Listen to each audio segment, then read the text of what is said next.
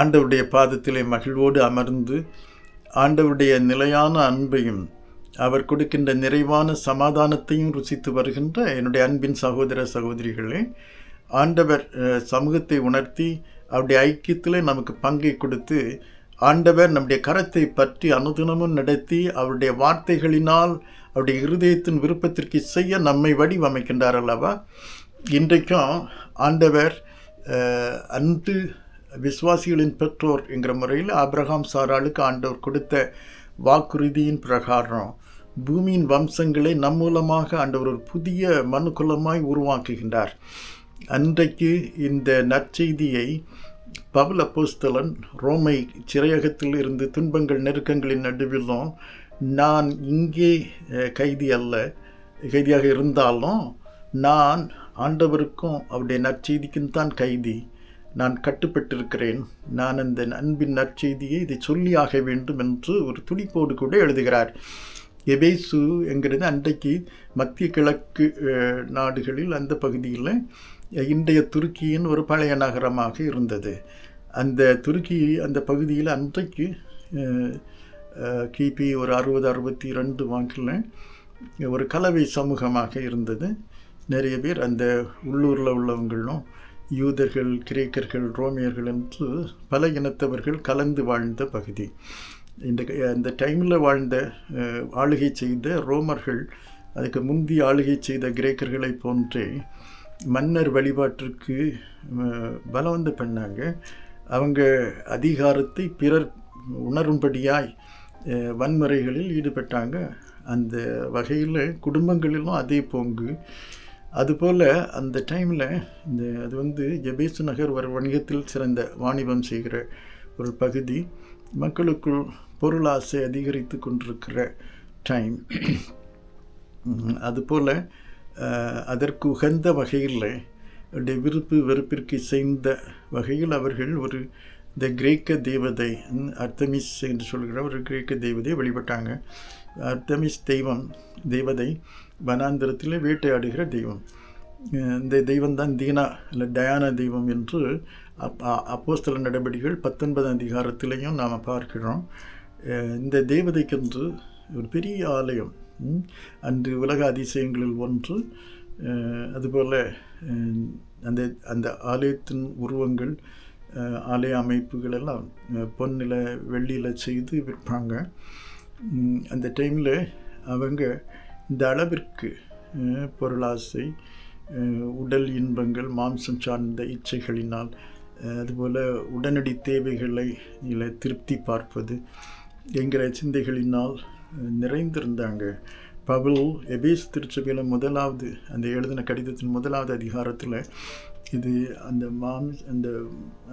அந்தகாரத்தின் பிரபு என்று அந்த தீமையை தூண்டுகின்ற அந்த அதிகாரம், அந்த செல்வாக்கு ஒரு காற்றை போன்று எங்கும் பறந்து நின்று மக்களை தூண்டி பாவத்தில் மரிக்க வைக்கிறது என்று எழுதியிருந்தாங்க. மரித்து போயிருந்த உங்களை ஆண்டவர் உயிர்ப்பித்திருக்கிறார். ஆண்டவருடைய ஒரு பெரிய அதிசயமான அன்பின் செயல்.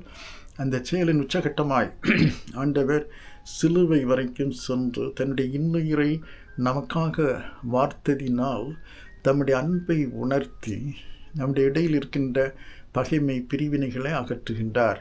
எந்த இனத்தார் என்றாலும், இரு திறத்தார் இல்லை பல திறத்தாராக இருந்தாலும் ஒன்றித்து இசைந்து வாழ கிருபை செய்கின்றார் என்கிற செய்தியை அவர் கொடுத்த, ஆண்டவர் கிருபையினால் கொடுத்த ஈவாக தெளிவாக சுட்டி காட்டுகின்றார். எபேசியர் 2:8 தொடர்ந்து அதுபோலவே நமக்கு ஆண்டவர் கொடுத்த மற்றொரு ஈவு, ஆண்டவருடைய அந்த பிள்ளைகளாய் விடுதலை அடைந்து ஒரு புதிய ஒரு உற்சாகத்திலே நாம் நற்கிரியைகளை செய்யும் வகையில் ஏற்கனவே நற்கிரியைகளை குறித்த ஆண்டவருடைய ஆலோசனைகள் எல்லாம் மனதில் கொண்டு அதற்குரிய ஒரு வாய்ப்பு நிலையை உருவாக்கி இருக்கிறார். ஆண்டவர் இயேசுவில் ஒரு வழிமுறையையும் அதுக்கு ஒரு நல்ல ஒரு உற்சாகம் அளிக்கின்ற, ஊக்குவிக்கின்ற ஒரு மாதிரியும் தந்திருக்கின்றார். இயேசு சுவாமி இன்றைக்கு நம்முடைய உள்ளங்களிலே கடந்து வந்து நம்மை அதற்கு இசைய நம்மை இயக்குகின்ற வகையில் தம்முடைய ஆவியை நமக்குள் பகிர்ந்திருக்கின்றார் என்கிற நற்செய்தி தெளிவாக சொல்கிறார். அன்றைக்கு எப்படி நம்மளை அந்த பாவத்தின் பிடியிலிருந்து விடுவித்து அவரோடு கூட உன்னதங்களில் உட்கார வைத்தாரோ, இன்றைக்கு தொடர்ந்து நம்மை இந்த மாதிரி இல்லங்களிலும் நம்ம ஒரு திருச்சபையாக சேர்ந்து செயல்படுவதிலும் மட்டுமல்ல, சமூகத்தில் கூட இன்றைக்கு நாம் தொடர்ந்து இந்த மாதிரி புதிய மனுக்குலத்தை உருவாக்குவதற்காகத்தான் நம்மை அழைத்திருக்கிறார் என்று சொல்கிறார் ஆண்டவர். இன்றைக்கு அந்த காலத்தில் இருக்கிறதா, அந்த கால நினைவோடு செயல்களோடு இருக்கின்ற துறைத்தனங்கள், அதிகாரங்கள், வல்லமைகள் இவைகளுக்கு மேல் ஜெயம் பெற்ற ஆண்டவர் இன்றைக்கும் பிதாவின் வலது பாரிசத்தில் அந்த உன்னதத்தில் அவர் நின்று ஆளுகை செய்து அந்த ஆளுகையில் நமக்கு பங்கை கொடுக்கின்றார் என்று சொல்கிறார். எப்படி அவர் சொல்லுவார், சிலுவையில் நம்மை ஒன்றிக்கின்ற அன்பு அது இல்லங்களில் செயல்படும்போது இல்லத்திலே சமாதானம் வருகிறது. இன்றைக்கு நாம் ஒருவருக்கு ஒருவர் எப்படி இருக்கணும்? இல்லத்தில் நாம் மன்னிக்கிறதில்லை, அதை அவசரமாய் முந்திக்கொள்கிறோமா? அரவணைக்கிறதில்லை, ஒருவருக்கு ஒருவர் கரம் கொடுப்பதில்லை. நாம் ஆண்டவர் தருகின்ற ரிசோர்ஸஸை சேர்ந்து உணவருந்துகிறது, சேர்ந்து பகிர்கிறது, இல்லை ஒருவருக்காக ஒருவர் ஜபிப்பது, முடிவுகளை எடுப்பது, சேர்ந்து கரங்களை கோர்த்து ஆண்டவர் சமூகத்திலே வருதல், இவைகளெல்லாம் நம் தொடரும் பொழுது ஆண்டவருடைய அன்பு நமக்குள் நிலைக்கிறது, அதிகரிக்கிறது. ஆண்டவருடைய அந்த சமாதானம் நம்மள் சேர்கின்றது. ஆண்டவர் கொடுக்கின்ற மகிழ்ச்சியும் நன்றியும் நம்ம பொங்கி வழியும் தொடர்ந்து அது நம்முடைய திருச்சபையில் அநேக குடும்பங்கள் சேர்ந்து வருகின்ற ஆண்டவர் ஆராதிக்கின்ற திருச்சபை குடும்பங்களிலும் வழிந்தோடும். இந்த சமூகத்தில் இருக்கின்ற பிரிவினைகள் திருச்சபைக்குள்ளும் வருகிறது. இன்றைய நம்முடைய திருச்சபைகளிலே நாம் எப்படி இருக்கின்றோம்? ஆண்டவர் நம்மை திரு சரீரமாய், எபேசியர்களுடைய நிருபத்தில் கடைசியாக சொல்வார், எல்லாம் எந்த விதமான தீமைகளை தூண்டுகின்ற அமைப்புகளோ அதிகாரங்களோ இருந்தாலும் அவைகளுக்கு மேல் வெற்றி சிறந்த உன்னதத்தில் இன்றைக்கும் ஆளுகை செய்கின்ற சமாதானத்தை அன்பையும் பொழிகின்ற ஆண்டவருடைய சரீரமாய் நாம் இருக்கிறோம். அந்த வகையில் ஆண்டவர் தம்முடைய அன்பை நம்மளை ஊற்றுகிறார் என்று சொல்கிறார். சிலுவையின் அன்பை லாமினின் என்று சொல்கிற அந்த அறிவியல் சிந்தையோடு நம்ம கனெக்ட் பண்ண. லாமினுங்கிறது இந்த நம்முடைய எல்லா சரீரத்தின் எல்லா செல்களையும் சரி செய்து ஒன்றித்து இயக்குகின்ற ஒரு புரோட்டீன் மாலிக்யூல் என்று அறிவியல் உலகம் சொல்லும். அது சிலுவை அடையாளத்தில் அந்த மாலிக்யூல் இருக்கிறதை நம்ம பார்க்குறோம் அறிவியல் உலகத்தில். அதுபோன்று நம்முடைய இல்லத்திலும் நம்முடைய திருச்சபையில் இருக்கின்ற எல்லா வாழ்வின் அம்சங்களையும் தொட்டு ஒன்றி இசைக்கின்றது இந்த சிலுவையின் அன்பு. அதுபோல் நம்மை மூளைக்கல்லாக நின்று அதற்கு மேல் தீர்க்கதரிசிகள், அப்போஸ்தலர்களுடைய வாழ்க்கை வார்த்தைகள், அவர்கள் மூலமாக ஒன்று கொடுத்த செய்திகள், இவைகள் மேலாக நம்மை கட்டி ஒன்றி இசைத்து ஆண்டவர் வாசம் செய்கின்ற தெய்வ வீட்டாராய் நம்மை ஒன்றி இசைக்கின்ற ஒரு ஆலயமாய் கட்டி எழுப்புகின்ற வகையில் ஆண்டவர் நம்மளை செயல்படுகின்றார். அல்லேலூயா, ஆண்டவருக்கு மகிமை உண்டாகட்டும். ஆனால் இன்றைக்கு நம்ம தொடர்ந்து நம்முடைய திருச்சபைகளில் மட்டுமல்ல, சமூகத்திலும் ஒரு புது மனுக்குலத்தை உருவாக்குகிறவர்களாய் செயல்பட ஆண்டவர் கருத்தில் நம்ம ஒப்புக் கொடுப்போம். எனக்கு இன்றைக்கு இந்த இதே மத்திய கிழக்கு நாடுகளில் பகுதியில் நடைபெறுகின்ற யுத்தங்கள், சண்டைகள், இழப்புகள் திடீரென்று ஞாபகத்திற்கு வருகிறது, தொடர்கிறது. அதனால் வரக்கூடிய இழப்புகள், வருத்தங்கள் எவ்வளவு அதிகரித்து கொண்டிருக்கின்றன. குறிப்பாக ஒரே விசுவாச மரபில் ஆபிரகாம் சாராளுங்கிற ஒரே விசுவாச பெற்றோரை உரிமை பாராட்டுகின்ற யூதர்கள், இஸ்லாம் சகோதர சகோதரிகள், கிறிஸ்தவர்கள், அவர்கள் இன்றைக்கு நாம் ஆண்டவருடைய அந்த விசுவாசத்தை, ஆண்டவர் பேரில் வைக்கின்ற விசுவாசம் மட்டுமல்ல, ஆண்டவரோடு கூட உள்ள அந்த பற்றுறுதியில் உடன்படிக்கை வாழ்க்கையில் வருகிற அந்த கனிகள் அல்லது அந்த வேல்யூஸ், மதிப்பீடுகளை நாம் பகிர்கிறோம் அல்லவா?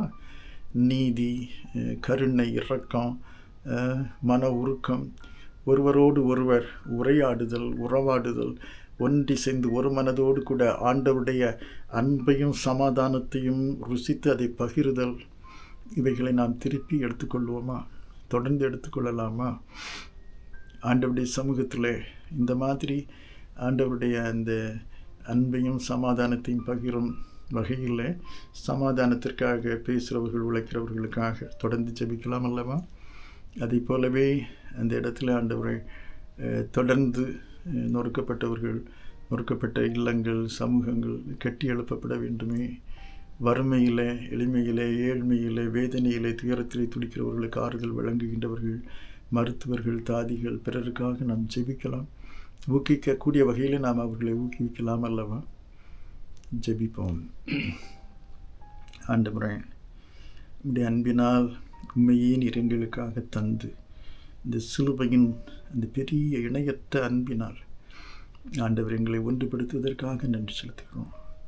என்னுடைய குடும்பங்கள் ஆண்டவரே, உம்முடைய அந்த பிதா, குமாரன், பரிசுத்த ஆவியானவர் ஒன்றித்து வாழ்கின்ற சமூகமாய் எங்களுடைய இல்லங்கள் பிரதிபலிக்கட்டும் சுவாமி. உம்முடைய அந்த அன்பு நிலைத்திருக்கின்ற உம்முடைய சமாதானம் எங்களுடைய இல்லங்களில் கடந்து வரட்டும். எங்களுடைய திருச்சபைகளிலே மலரட்டும். எங்களுடைய சமூகங்களில் கனியட்டும் ஆண்டவரே. அதற்கென்று ஜெபிக்க உழைக்க உம்முடைய திருக்கரங்களில் எங்களை அர்ப்பணிக்கின்றோம். நீ நடத்தும் மகிமைப்படும். குறைகளை மன்னித்து எங்களை பரிசுத்தப்படுத்தும் பயன்படுத்தும் சுவாமி. உமக்கே மகிமை சேரட்டும். இயேசு ரட்சகர் வழியாக தாழ்மையோடு எங்களை உம்முடைய கரங்களில் ஒப்பு கொடுத்து ஜெபிக்கின்றோம். ஜெபத்தை கேளு நல்ல பிதாவே. ஆமேன். ஆமேன்.